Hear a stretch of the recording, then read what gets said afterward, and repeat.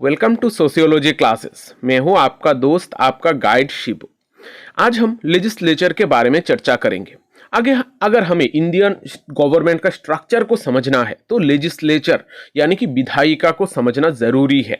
यहाँ पर आज के इस क्लास में लेजिस्लेचर को हम डिटेल में डिस्कस करेंगे। यहाँ पर सेंट्रल लेजिस्लेचर और स्टेट लेजिस्लेचर का क्या रोल है। यहाँ पर सेंट्रल लेजिस्लेचर यानी कि जो पार्लियामेंट्री सिस्टम है, यहाँ पर प्रेसिडेंट, लोकसभा, राज्यसभा, ये सारे चीज़ों को हम डिटेल में इनका स्ट्रक्चर और इनका क्या रोल है हमारे गवर्नमेंट में, इसका बारे में डिटेल में डिस्कस करेंगे। तो यहाँ पर हम ये जो टॉपिक है, ये टॉपिक हमारे इग्नू एमपीएस 003 के एग्जाम के पॉइंट ऑफ व्यू से बहुत इंपॉर्टेंट है, क्योंकि यहाँ से क्वेश्चन घुमा फिरा के हमें पूछे जाते हैं। बहुत बार ये पूछा जा सकता है कि पार्लियामेंट क्या है, सेंट्रल लेजिस्लेचर क्या है, या फिर हमें लोकसभा या फिर राज्यसभा का जो रोल है इसके बारे में भी पूछा जा सकता है। तो यहाँ पर मैंने थोड़ा नोट्स थोड़ा डिटेल में प्रिपेयर करने की कोशिश की है।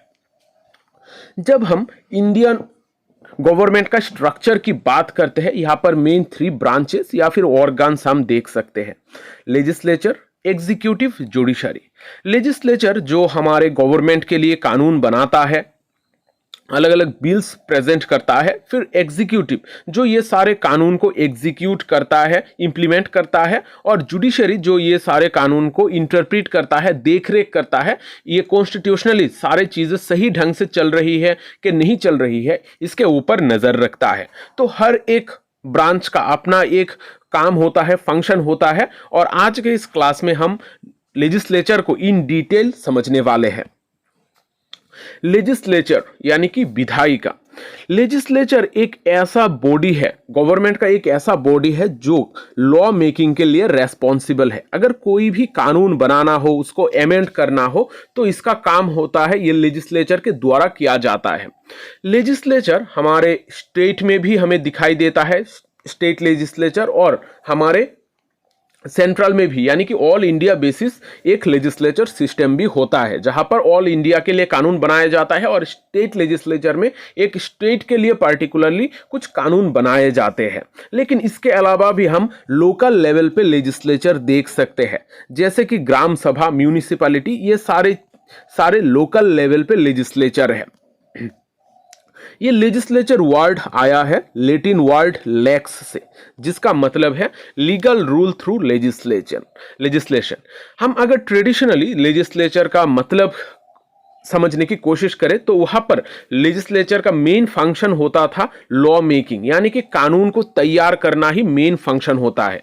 लेकिन धीरे धीरे जैसे जैसे वक्त बदलता गया, ये जो लेजिस्लेचर है इसका काम, फंक्शन दिन ब दिन एक्सपांड होते गया। यहाँ पर जो भी एग्जीक्यूटिव होते हैं उनके ऊपर कंट्रोल रखना, जो भी चीजें, घटनाएं हमारे कंट्री या फिर स्टेट में घट रही है उनको कंट्रोल करना। और इसके अलावा भी जो सारे लोग हैं, जो इंडिया में अलग अलग किस्म के लोग हैं, उनके सोसाइटल इश्यूज को, उनके डाइवर्सिटीज को रिप्रेजेंट करने का काम भी लेजिस्लेचर में किया जाता है। तो लेजिस्लेचर का रोल दिन ब दिन और भी ज्यादा बढ़ता जा रहा है। और इंडिया में लेजिस्लेचर को हम अलग अलग हिस्सों में बांट सकते हैं। इनमें जो इंपॉर्टेंट है सेंट्रल लेजिस्लेचर, जिसको पार्लियामेंट कहा जाता है, दूसरा है स्टेट लेजिस्लेचर। ये दोनों को हम डिटेल में यहां पर समझने की कोशिश करते हैं। पहले हम देखते हैं सेंट्रल लेजिस्लेचर।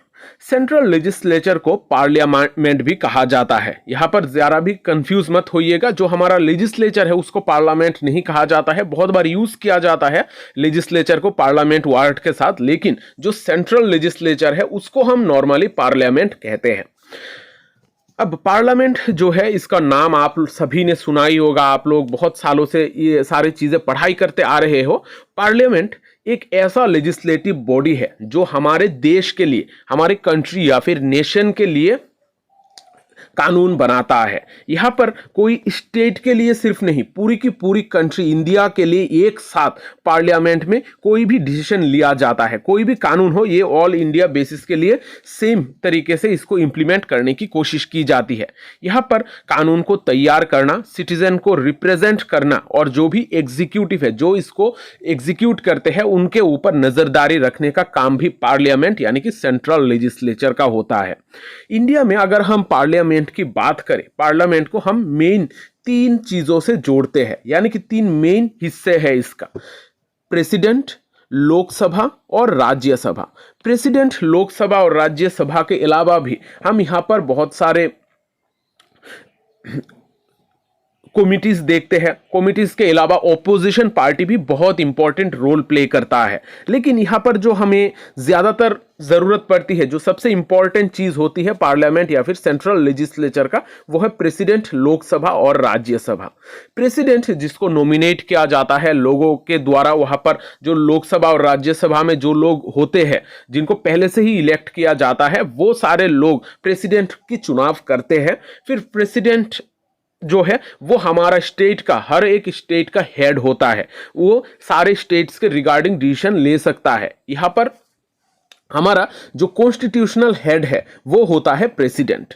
फिर आता है लोकसभा। लोकसभा को लोअर हाउस कहा जाता है या फिर house of people.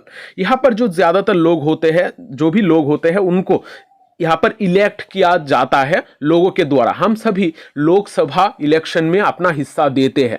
Lok Sabha election के वक्त ऑल इंडिया में यहाँ पर चुनाव किए जाते हैं और वहाँ से जो लोगों को चुना जाता है वो लोग जाकर लोकसभा तक पहुँचते हैं और वहाँ पर लोगों को रिप्रेजेंट करते हैं। इसी वजह से इसको हाउस ऑफ द पीपल भी कहा जाता है। फिर आता है राज्यसभा। राज्यसभा को काउंसिल ऑफ स्टेट्स कहा जाता है। यहाँ पर राज्यसभा में जो ज्यादातर मेंबर्स है उनको स्टेट्स से चुना जाता है अपने स्टेट को रिप्रेजेंट करने के लिए। यहाँ पर लोकसभा और राज्यसभा, ये जो दोनों चीजें हैं थोड़ा अलग है, इनका फंक्शनिंग भी थोड़ा अलग है। लोकसभा में जहां पर ज्यादा मेंबर्स है, राज्यसभा में लोकसभा से कम संख्या में मेंबर्स होते हैं। अब समझते हैं role of the president. President जो होता है उसका रोल बहुत ही इंपॉर्टेंट होता है हमारा पार्लियामेंट या फिर सेंट्रल लेजिस्लेचर में। अब ये जो प्रेसिडेंट है, प्रेसिडेंट को हम एग्जीक्यूटिव में भी पढ़ते हैं और लेजिस्लेचर में भी पढ़ते हैं। दोनों जगह पर प्रेसिडेंट बहुत इंपॉर्टेंट रोल प्ले करते हैं। प्रेसिडेंट जो होता है वो एक इंटीग्रल पार्ट होता है पार्लियामेंट का। पार्लियामेंट का एक बहुत इंपॉर्टेंट मेंबर, और ये जो प्रेसिडेंट होते हैं वो फंक्शन करते हैं as a head of state. यानी कि जो हेड स्टेट होता है उसका पूरा का पूरा हेड की तरह काम करता है ये प्रेसिडेंट। यहाँ पर प्रेसिडेंट को सिंबॉलिकली रिप्रेजेंट किया जाता है। हमारा देश का जो डाइवर्सिटी है, यहाँ पर जो यूनिटी है, इसको सिंबलाइज करते हैं ये प्रेसिडेंट। प्रेसिडेंट हर चीज को देखरेख करते हैं। यहाँ पर प्रेसिडेंट के पास बहुत सारे लेजिस्लेटिव पावर्स होते हैं। यहाँ पर जो भी मिनिस्टर्स होते हैं, काउंसिल ऑफ मिनिस्टर्स, वो लोग प्रेसिडेंट को एडवाइस करते हैं कि किस तरीके से डिसीजन लेना होगा। अब यहाँ पर मिनिस्टर्स कहाँ से आते हैं? मिनिस्टर्स हम नॉर्मली जो लोकसभा होता है, लोकसभा में जो लोगों को चुनकर जो लोकसभा के लोग होते हैं, सारे लोग इक्वली इन्फ्लुएंशियल नहीं होते हैं। इनमें से कुछ को मिनिस्टर, अलग अलग मिनिस्ट्रीज प्रोवाइड की जाती है और ये जो मिनिस्टर्स होते हैं वो प्रेसिडेंट को एडवाइस कर सकते हैं। यहाँ पर पार्लियामेंट में कोई भी बिल हो, बिल को पास करने के लिए प्रेसिडेंट की जरूरत पड़ती है, और जब बिल को कानून बनाना होता है, लॉ बनाना होता है, तब प्रेसिडेंट की सिग्नेचर की बहुत ज्यादा जरूरत पड़ती है। ओथ टेकिंग सेरेमनी को एडमिनिस्टर किया जाता है प्रेसिडेंट के द्वारा। आप लोग देखे होंगे कि जब कोई एक नया गवर्नमेंट बनती है, जैसे लास्ट गवर्नमेंट बनी थी, कोई भी ओथ ले रहा हो, संकल्प ले रहा हो, उस वक्त पर जो प्रेसिडेंट होता है, प्रेसिडेंट प्रेजेंट होता है और ओथ टेकिंग सेरेमनी को एडमिनिस्टर करते हैं ये प्रेसिडेंट। अब और जो पार्लियामेंट का ओपनिंग सेशन होते हैं उस वक्त प्रेसिडेंट की जरूरत पड़ती है। यहां पर प्रेसिडेंट डिस्क्रिशनरी रोल भी प्ले करते हैं। यहां पर जब भी कोई पॉलिटिकल अनसर्टेनिटी या फिर कॉन्स्टिट्यूशनल क्राइसिस होती है कंट्री में, तब इस जगह पर प्रेसिडेंट का रोल बहुत ज्यादा होता है। उसके पास कुछ स्पेशल पावर होते हैं कि कोई भी पार्लियामेंट को डिसॉल्व करना हो, यानी कि बंद कर देना हो, या फिर पार्लियामेंट को कॉल करना हो, ये सारी चीजों का जो एक्सेस है वो प्रेसिडेंट के पास होता है। तो प्रेसिडेंट के पास कुछ स्पेशल पावर होता है जो पार्लियामेंट को डिसॉल्व कर सकता है या फिर पार्लियामेंट को वापस कॉल कर सकता है। अब देखते हैं लोकसभा क्या है। लोकसभा को हम लोअर हाउस या फिर हाउस ऑफ द पीपल कहते हैं। लोकसभा में जो मेंबर्स होते हैं उनको डायरेक्टली लोग इलेक्ट करते हैं। इलेक्शंस के द्वारा लोग अपना वोटिंग राइट्स प्रोवाइड करके लोगों को चुनते हैं। लोकसभा इलेक्शन में हम जिन भी लोगों को वोट देकर जिताते हैं वो सारे लोग जाते हैं लोकसभा में। लोकसभा में जाकर लोगों को डायरेक्टली रिप्रेजेंट करते हैं। यहाँ पर लोकसभा में सीट्स का रिजर्वेशन होता है। SC ST एंग्लो इंडियंस इस तरीके का अलग अलग रिजर्वेशन का कैटेगरी होता है। यहाँ पर लोकसभा का अगर मैक्सिमम स्ट्रेंथ की बात करें तो यहाँ पर मैक्सिमम स्ट्रेंथ होता है 552 मेंबर्स का, जिनमें से 530 स्टेट्स से डायरेक्ट चुने हुए होते हैं, फिर 20 जो होते हैं वो यूनियन टेरिटरीज से चुने जाते हैं और 2 चुने जाते हैं प्रेसिडेंट के द्वारा। ये 2 डायरेक्टली नॉमिनेट किया जाता है प्रेसिडेंट के द्वारा, जो बेसिकली एंग्लो इंडियन कम्युनिटी से होंगे।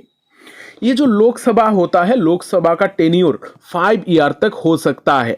यहाँ पर बहुत बार ऐसा हुआ है कि ये 5 वर्ष कंप्लीट होने से पहले ही ये जो लोकसभा है ये डिसॉल्व हो जाती है बहुत सारे कारण के वर्ष, या फिर कोई भी इमरजेंसी के टाइम ये जो लोकसभा है ये एक्सटेंड भी हो सकता है। लेकिन नॉर्मली ये 5 ईयर का टेन्योर का होता है। इस वजह से ये जो लोकसभा है ये टेम्पोररी होता है, ये परमानेंट बॉडी नहीं है, क्योंकि ये एक वक्त पर डिसॉल्व हो जाता है। वापस इलेक्शंस होते हैं, इलेक्शन होने के बाद लोग वापस से इलेक्ट होते हैं, तो यहाँ पर ये परमानेंट बॉडी नहीं होता है। इसका जो लोकसभा का जो प्रिसाइडिंग ऑफिसर है, जो इन सारे लोगों की बातचीत को सुनते हैं, वो होते हैं स्पीकर। स्पीकर ये सारे लोगों, ये जो लोकसभा है इसका प्रिसाइडिंग ऑफिसर होता है। ये लोकसभा का स्मूथ कॉन्डक्ट में स्पीकर का रोल बहुत इंपॉर्टेंट होता है। अब ये जो लोकसभा है, लोकसभा के स्ट्रक्चर के बारे में हमने अभी समझा है। अब हम देखते हैं लोकसभा का क्या रोल है, क्या रोल प्ले करता है। ये लोकसभा जो है वो लोअर हाउस ऑफ पार्लियामेंट है, जहां पर लोग डायरेक्टली इलेक्ट करके लोगों को वहां पर भेजते हैं और वो लोग लोगों को रिप्रेजेंट करते हैं। ये लेजिस्लेटिव अथॉरिटी की तरह काम करता है। कोई भी बिल हो, इसको इंट्रोड्यूस करना या फिर इसको पास करना, ये सारी चीजों का काम करता है लोकसभा। लोकसभा में ही बिल्स को पास किए जाते हैं। सेंट्रल के लिए जो बिल्स है इनको पास किए जाते हैं। और यहाँ पर कोई भी कॉन्स्टिट्यूशन को अमेंड करना हो, कॉन्स्टिट्यूशन का अमेंडमेंट आर्टिकल 368 के तहत किया जा सकता है और कॉन्स्टिट्यूशन का अमेंड करने का काम लोकसभा कर सकता है। हमने प्रीवियसली भी बहुत सारे ऐसे चीजें, घटनाएं देखी है कि इंडिया में लास्ट 5-10 साल में बहुत सारे कॉन्स्टिट्यूशनल अमेंडमेंट किए गए हैं। यहाँ पर हम देखते हैं फाइनेंशियल फंक्शन। ये जो लोकसभा होता है फाइनेंशियल फंक्शन भी प्ले करता है। बजट को बनाना, बजट के बारे में डिस्कशन करना, इसको अप्रूव करना, ये सारी चीज़ों का काम करता है लोकसभा। लोकसभा के पास डायरेक्टली राइट होता है कि कोई भी टैक्सेस के बारे में बात करे, टैक्सेस के इंप्लीमेंट करे, ये सारे चीज़ों का अथॉरिटी लोकसभा के पास होता है। राज्यसभा ये टैक्सेस के बारे में कोई डिसीजन नहीं ले सकता है, कोई भी मनी के रिगार्डिंग कोई डिसीजन नहीं ले पाता है राज्यसभा। लेकिन लोकसभा के पास टोटल अथॉरिटी होता है फाइनेंशियल डिस्कशन लेने का, फाइनेंशियल बिल्स को इंपोज करने का काम लोकसभा करता है। ये जो लोकसभा है वो कंट्रोल ओवर द एग्जीक्यूटिव भी रखता है। जो भी एग्जीक्यूटिव होते हैं, यानी कि जो भी मिनिस्टर्स होते हैं, वो सारे लोग जो ये कानून को जो बनाता है, लोकसभा में जो भी कानून बनाए जाते हैं उसको एग्जीक्यूट किस तरीके से किया जा रहा है, इसको भी कंट्रोल करता है लोकसभा। तो लोकसभा का जो कैबिनेट मिनिस्टर्स है वो लोग रेस्पॉन्सिबल रहते हैं लोकसभा के प्रति। उनको जवाब देना पड़ता है लोकसभा में कि किस तरीके से कानून को इंप्लीमेंट किया जा रहा है, देश में किस तरीके का कानून व्यवस्था है, ये सारे चीजों को देखरेख करता है। अगर यहाँ पर लोकसभा में लो कॉन्फिडेंस या फिर नो कॉन्फिडेंस मोशन छेड़ी गई, यानी कि उस वक्त जो गवर्नमेंट है, गवर्नमेंट गिर भी सकती है, लोकसभा को रिजाइन भी करना पड़ सकता है। तो इस वजह से जो लोकसभा है, लोकसभा के पास बहुत सारे पावर्स होते हैं जो एग्जीक्यूटिव को कंट्रोल करता है। लोकसभा के पास इलेक्टोरल रोल के तहत भी कुछ रूल्स होते हैं, यानी कि यहाँ पर जो प्रेसिडेंट और वाइस प्रेसिडेंट का चुनाव होता है, इसमें लोकसभा के लोग मेंबर्स जो होते हैं वो अपना योगदान देते हैं, उस वक्त वोटिंग करते हैं। अब देखते हैं राज्यसभा के स्ट्रक्चर के बारे में। राज्यसभा को अपर हाउस या फिर काउंसिल ऑफ स्टेट्स भी कहा जाता है, जहां पर राज्यसभा के जो मेंबर्स होते हैं उनको इलेक्ट किया जाता है स्टेट लेजिस्लेटिव असेंबली से, यानी कि विधानसभा से यहाँ पर लोगों को चुना जाता है, लोगों को नॉमिनेट करके यहाँ पर राज्यसभा में भेजा जाता है। यहाँ पर डायरेक्टली लोग इलेक्ट करके इलेक्शन के द्वारा यहाँ पर भेजा नहीं जाता है, यहाँ पर स्टेट्स के द्वारा नॉमिनेट किया जाता है, स्टेट्स के द्वारा ही यहाँ पर राज्यसभा में भेजा जाता है। राज्यसभा का जो मैक्सिमम स्ट्रेंथ है वो है 250 मेंबर्स का, जिनमें से 238 स्टेट्स इलेक्ट करके भेज सकती है और जो 12 मेंबर्स होते हैं उनको प्रेसिडेंट नॉमिनेट करता है। यहाँ पर जो भी लोग होते हैं, जो भी 12 नॉमिनेटेड मेंबर्स होते हैं, वो हमारे कंट्री में किसी न किसी एक्सपर्टाइज के जरिए यहाँ पर भेजे जाते हैं, जैसे भी literature, science, art, social service, ये सारे चीज़ों से जो लोग जुड़े हुए हैं उनको यहाँ पर नॉमिनेट किया जा सकता है। ये जो राज्यसभा होता है वो एक परमानेंट बॉडी होता है, ये कभी भी डिसॉल्व नहीं होता है। जैसे हमने लोकसभा की बात की है, वो एक वक्त में खत्म हो जाती है, वो एक टेम्पोररी बॉडी होता है, लेकिन ये जो राज्यसभा है ये परमानेंट बॉडी होता है, ये कभी भी टोटली डिसॉल्व नहीं होते हैं। ये जो मेंबर्स होते हैं वो 6 साल के लिए चुने जाते हैं, 6 ईयर्स के लिए चुने जाते हैं। इनमें से इस तरीके से चुने जाते हैं ताकि हर साल में 1/3 मेंबर, हर 2 साल में 1/3 मेंबर यहाँ पर रिटायर हो जाए, यानी कि हर 2 साल में कुछ लोग रिटायर होते हैं, उनके बदले न्यू रिक्रूट किए जाते हैं। लेकिन यहाँ पर जो बॉडी है ये कॉन्टिन्यूअसली चलती रहती है, टोटली कभी भी ये डिसॉल्व नहीं होती है। अब राज्यसभा का जो प्रिसाइडिंग ऑफिसर है, जो ये सारे लोगों के, राज्यसभा के लोगों की बातचीत को सुनते हैं, वो है vice president of India. Vice president of India presiding officer का काम करता है राज्यसभा का। तो अभी हमने राज्यसभा का स्ट्रक्चर के बारे में समझा है। अब हम देखते हैं role of the Rajya Sabha. Rajya Sabha क्या क्या रोल प्ले करता है। राज्यसभा हमारे अपर हाउस ऑफ पार्लियामेंट होता है, जो हमारे इंडियन फेडरल स्ट्रक्चर को बचाए रखने के लिए काम करता है, जहां पर लोग अपने स्टेट से लोगों को चुना जाता है स्टेट को रिप्रेजेंट करने के लिए। फिर यहाँ पर लेजिस्लेटिव रोल भी निभाता है। कोई भी बिल हो जो लोकसभा में उठाई जाती है, वहां पर उसके बारे में, उस बिल के बारे में यहाँ पर राज्यसभा में भी रिव्यू किया जाता है, इसके रिगार्डिंग डिबेट किया जाता है, इस यहाँ पर किस तरीके से अमेंडमेंट की जा सकती है, इसको यहाँ पर अमेंडमेंट के भी सजेशन प्रोवाइड की जाती है। लेकिन यहाँ पर एक लिमिटेशन है राज्यसभा के पास। राज्यसभा मनी बिल्स के बारे में कुछ बात नहीं कर सकता है। मनी बिल्स को यहाँ पर राज्यसभा में लाया नहीं जाता। मनी बिल के अलावा, यानी कि पैसों के अलावा बाकी जो भी चीजें हैं, वो सारे चीजें, जो भी बिल पास हो रही है, वो लोकसभा से होकर राज्यसभा में आता है। राज्यसभा में भी इसके रिगार्डिंग डिबेट होती है, रिव्यू किया जाता है, और बाद में जाकर जब दोनों जगह पर सहमति होती है तभी कोई बिल को पास किया जाता है। यहां पर फेडरल सेफगार्ड का काम भी होता है, रोल भी होता है राज्यसभा का। हमारा जो फेडरल सिस्टम है, यहां पर फेडरल सिस्टम को बचाने का काम करता है राज्यसभा। यहाँ पर जो स्टेट्स का राइट होता है, इसके बारे में राज्यसभा में बात की जाती है। स्टेट्स को क्या क्या चीज़ों की ज़रूरत है, यहाँ पर किस तरीके से स्टेट्स रन कर रही है, वो सारी चीज़ें इस राज्यसभा में उठाई जाती है, क्योंकि राज्यसभा में जो लोग आते हैं वो स्टेट्स का रिप्रेजेंटेटिव होते हैं। तो यहाँ पर हमारे फेडरल स्ट्रक्चर को बचाने का काम राज्यसभा करता है। यहां पर चेक्स एंड बैलेंसेस का भी काम होता है राज्यसभा का। राज्यसभा में बहुत सारी चीजों को देखरेख की जाती है। यहां पर जो भी बिल लोकसभा में पास की जाती है उसको यहां पर सेकंड थॉट के लिए लाया जाता है। यहां पर फिर से इसके रिगार्डिंग डिबेट होती है, कोई प्रॉब्लम है, दिक्कत है, ये सारी चीज़ों के बारे में यहाँ पर भी चर्चा की जाती है। तो यहाँ पर सेकंड थॉट के बारे में, जो कोई भी बिल हो, इसको सेकंड थॉट के बारे में बात की जाती है इस राज्यसभा में। यहां पर राज्यसभा के पास कुछ स्पेशल पावर्स होते हैं। यहां पर अगर कोई भी न्यू स्टेट को क्रिएट करना हो तो यहाँ पर राज्यसभा में इसके बारे में बातचीत की जाएगी। हाई कोर्ट को देखरेख करने का काम भी राज्यसभा में की जाती है। यहाँ पर राज्यसभा कुछ इलेक्टोरल रोल भी प्ले करता है, जैसे कि प्रेसिडेंट का जो चुनाव होता है, इलेक्शन होता है, प्रेसिडेंट के चुनाव में भी राज्यसभा अपना योगदान देता है, वोटिंग करता है। अब ये जो लोकसभा और राज्यसभा है, ये दोनों मिलकर कुछ कलेक्टिव लेजिस्लेटिव प्रोसेस के ऊपर अपना योगदान देते हैं। इनमें से जो इंपॉर्टेंट है वो है बिल पासेज।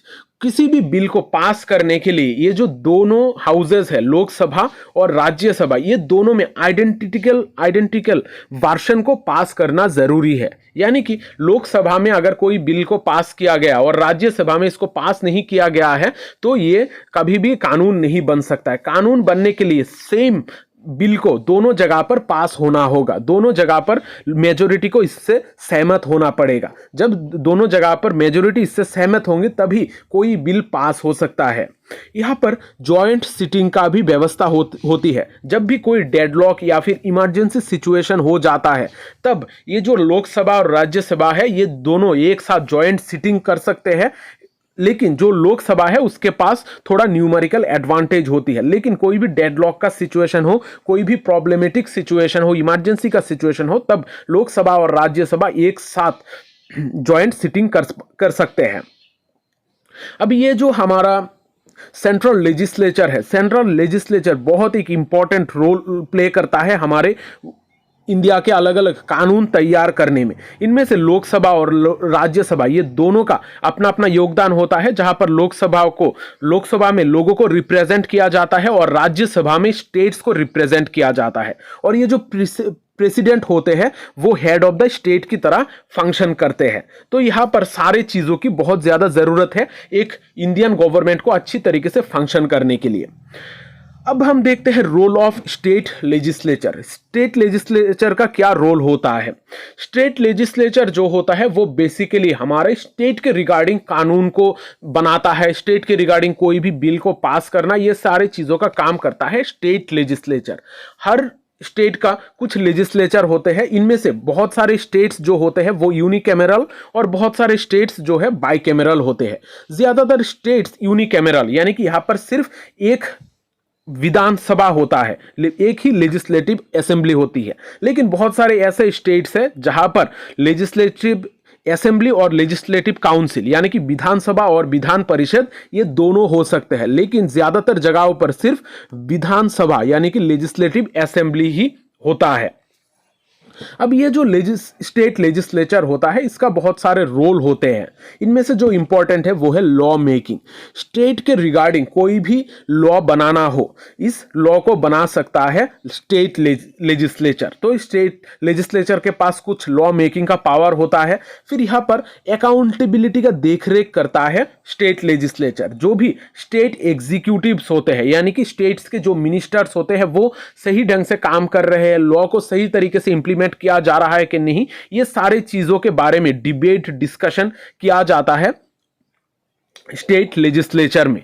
यहां पर स्टेट लेजिस्लेटर कॉन्फिडेंस के रिगार्डिंग भी वोट किया जा सकता है। यानी कि जो गवर्नमेंट है वो सही तरीके से चल रही है कि नहीं चल रही है, इसके रिगार्डिंग भी वोटिंग हो सकती है।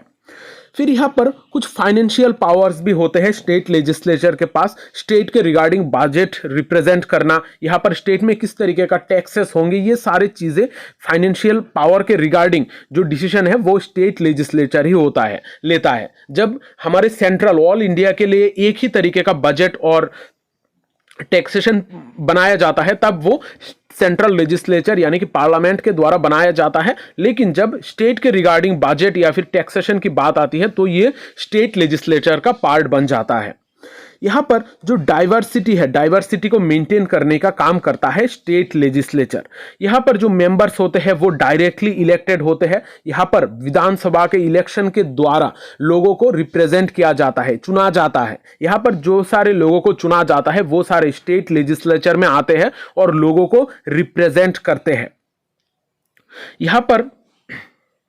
यहाँ पर जो भी लोग स्टेट लेजिस्लेचर में आते हैं वो सारे लोग मिलकर बाद में राज्यसभा के लिए भी मेंबर्स चुन सकते हैं। तो यहाँ पर स्टेट लेजिस्लेचर का भी बहुत सारे रोल होते हैं। तो आज के इस क्लास में हमने लेजिस्लेचर यानी कि विधायिका के बारे में डिटेल में समझा है और ये जो टॉपिक है ये एग्जाम के पॉइंट ऑफ व्यू से बहुत इंपॉर्टेंट है।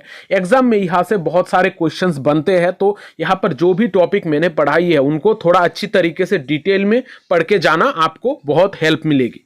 तो आज का क्लास मैं यहाँ पर ही खत्म करता हूँ। अगर ये क्लासेस आप लोगों को हेल्पफुल लग रही है तो कॉमेंट करके बताना, और ये जो वीडियो है इसको लाइक और शेयर जरूर कर देना, क्योंकि शेयरिंग इज केयरिंग। मिलते हैं अगली सेशन में, तब तक अच्छे रहिए, स्वस्थ रहिए और लोगों में प्यार बांटते रहिए। जय हिंद।